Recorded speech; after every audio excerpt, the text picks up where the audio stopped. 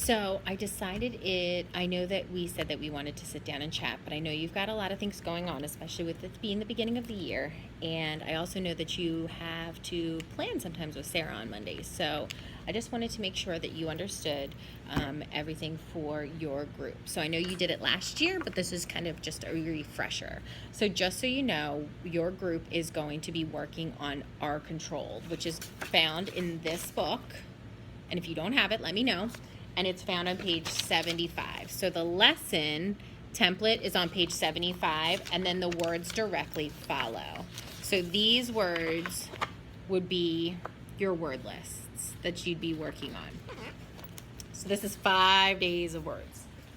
So then from there, your lesson is going to be made up of 4 segments. So the first one is going to be sounding and blending, where you give explicit instruction on R Controlled, that sometimes a vowel is put with an R and that controls the sound of the vowel.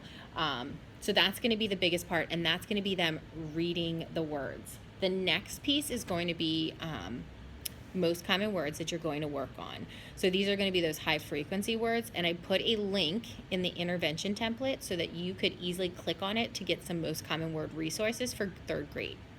And so what I would do is that you can do one of 2 things. You can either check and see what words they need to work on by giving them that assessment next week, the most common word list assessment, or you can start just based on the words for 3rd grade and use those as your guiding force. But you're going to go over 6. You're going to choose 6 most common words to go over that week.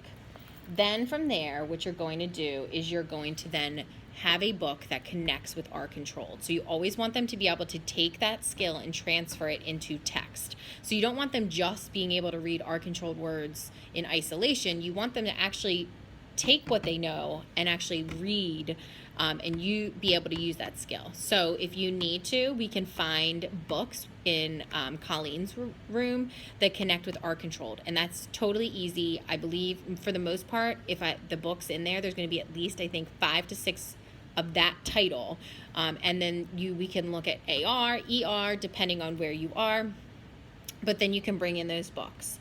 And so the first time is that they are going to whisper read, because you want them to be trying to use the skill that you are teaching. Then from there, you're going to partner read. So the first piece is whisper, so that they're actually applying the skill and they're not using you as like memorizing what you're saying. You want them to actually practice the skill.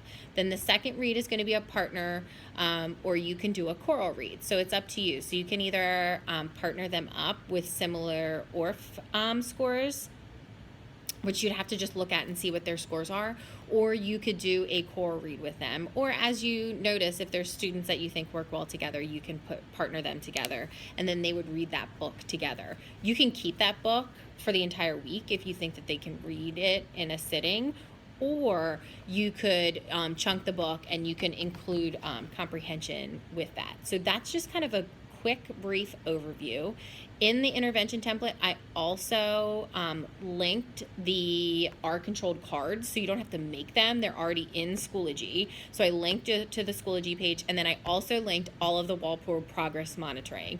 So instead of going and being like, I can't find it, I was going to say, if you go to the intervention template, they are linked right under your group, and you just click on them. So I hope that this was super helpful and it took out of a step. If you have any questions, feel free to email me, or my door is always open. Come on in.